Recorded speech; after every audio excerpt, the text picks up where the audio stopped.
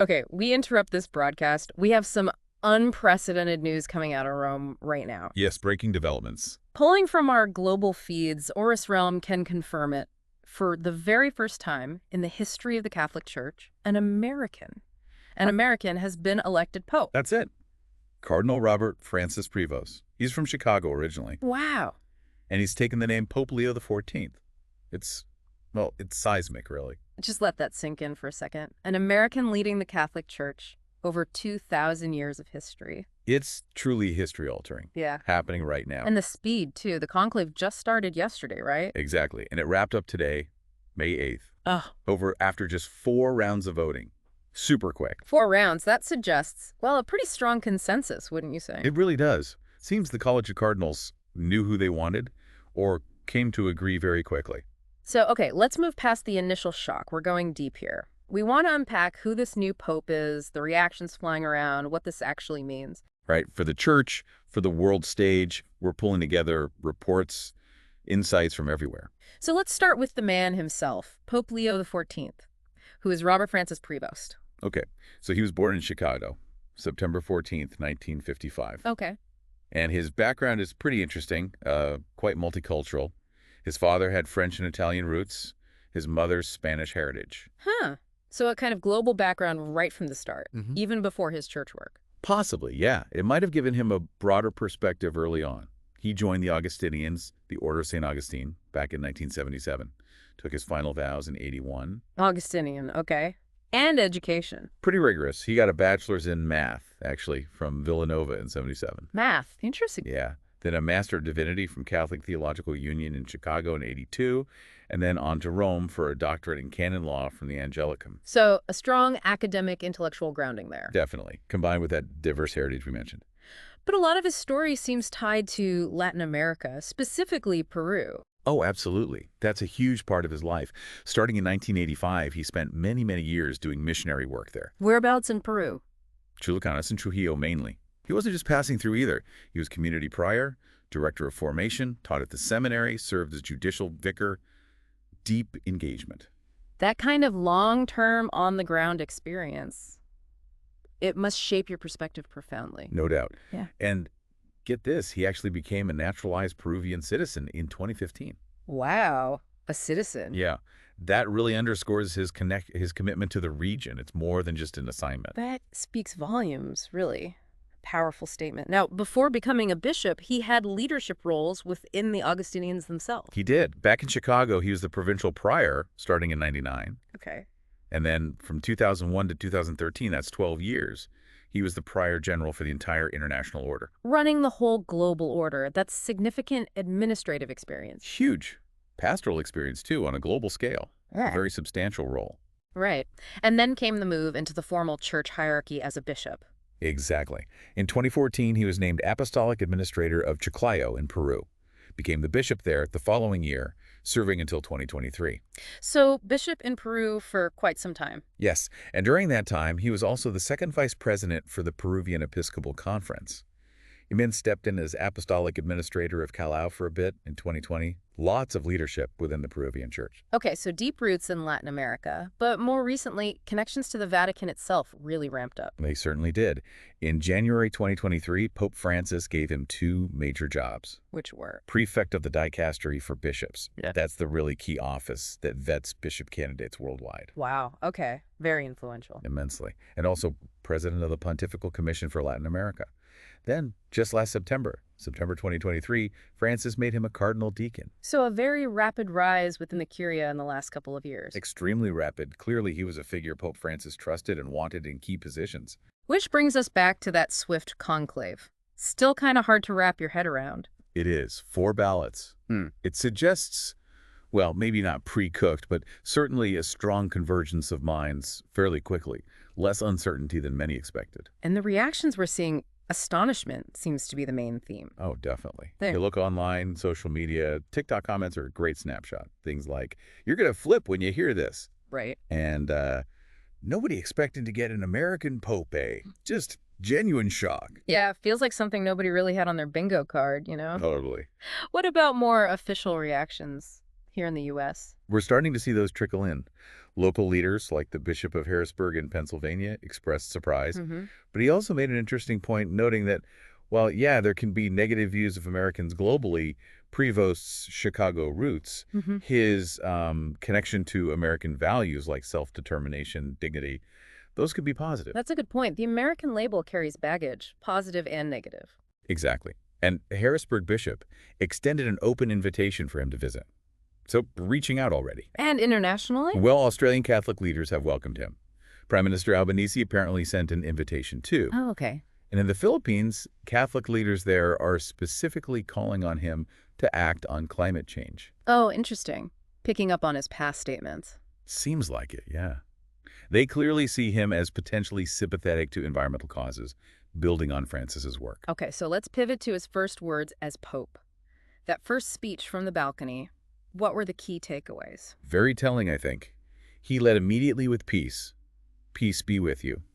Echoing Christ, echoing Pope Francis's Easter message. A strong signal, given everything going on in the world. Absolutely. A clear priority. He also talked about a missionary church. Meaning? Meaning reaching out, building bridges, dialogue, being open to everyone, especially those in need. Sounds very much like a continuation of Francis's emphasis. Okay, so continuity there. Did he mention synodality? That's been a big theme. He did. Stressed its importance. That idea of, walking together. The whole church listening. Exactly. Listening, collaborating, seeking solutions together. It's about being a more participatory church. That was a major push under Francis. So leading into that collaborative model, did he bring up his own background? Yes, he mentioned his Augustinian roots. He quoted St. Augustine, actually. With you I am a Christian, for you a bishop. Grounding his authority in service. Precisely. It connects him to his order, but also frames his role as Pope. And his motto, bishops always choose one. Right. His is in illo uno unum. Meaning? In the one Christ we are one. Again, that theme of unity comes through strongly. Unity seems key. And in his very first Mass as Pope, he apparently talked about the lack of faith in the world. Called the Church a beacon that illuminates the dark nights of this world. Very evocative language. Powerful stuff. Okay, let's dig into some potential complexities. That dual US-Peruvian citizenship feels significant. Oh, hugely significant, holding both passports. That likely made him a more palatable candidate internationally. Oh, so? Well, concerns about American dominance or influence are real in some parts of the world. His deep ties to Peru, being a citizen there, could help balance the American aspect. Made him less purely American, maybe. Almost like a bridge figure between North and South America, perhaps. That's a good way to put it. And there are reports, that he's been critical of some past U.S. policies, particularly on immigration. Yeah. Or statements prioritizing us first. Ah, okay, so maybe signaling a more internationalist viewpoint. Could be. It might make him more relatable or trustworthy to those outside the U.S. who are wary of American power. What about inside the church? It's pretty divided ideologically these days. Can he bridge those gaps? That's the big question. Some observers think he might be a unifying figure. His diverse background, U.S., Peru, Rome, the Augustinians, might give him a unique ability to understand different perspectives.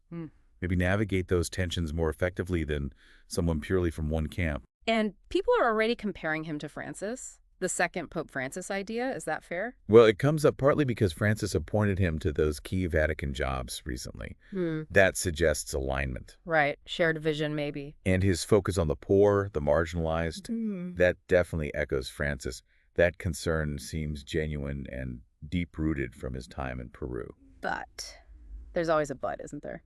What about specific social issues? His record isn't identical to Francis's, is it? No, it's not. And that's crucial. He's spoken out against what he called gender ideology in schools back in 2016. Okay. And expressed reservations back in 2012 about the homosexual lifestyle and same-sex families. He's also seen as cautious on women deacons. So more conservative on those specific points than perhaps some might expect or hope for. That seems a fair reading of his past statements, yes.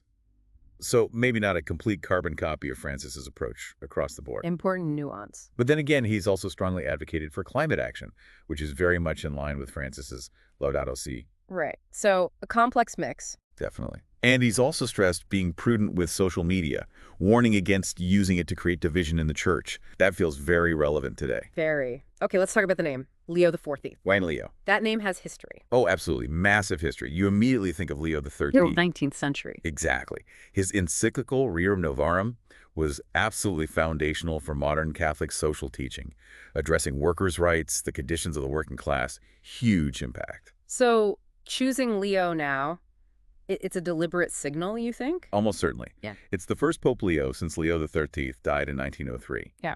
It strongly suggests a connection to that legacy, maybe a desire to tackle today's big social questions, poverty, inequality, justice with similar energy. Fascinating choice. And stepping back, the sheer historical firsts here are staggering. They really are. Let's list them. First Pope from North America. First Pope born in the United States. Right. And as we mentioned, the first Augustinian Pope ever. That's huge for his order.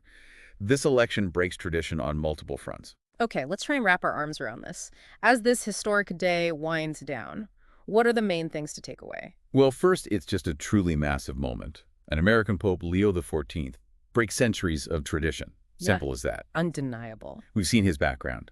The Chicago roots, the deep Peru connection, the Augustinian identity, the recent Vatican roles. Complex figure. Initial reactions. Shock, surprise, but also invitations and calls to action. Climate change, for example. And his first words point towards what? Peace. Yeah. Definitely. Unity through that synodality concept. A continued missionary focus reaching out. So some clear continuity with Francis, but also maybe hints of his own path, his own emphasis shaped by that unique background. So the big question for you listening right now, what does this actually mean? An American in the helm of the Catholic Church. How does that change things globally? Perceptions of the U.S., maybe. Yeah, and how will that deep experience in Latin America, that Peruvian citizenship, shape his leadership? How will he tackle the huge issues facing the world and the Church? This deep dive is really just scratching the surface, isn't it? Oh, absolutely. It's just at the beginning. We'd really encourage you to keep digging.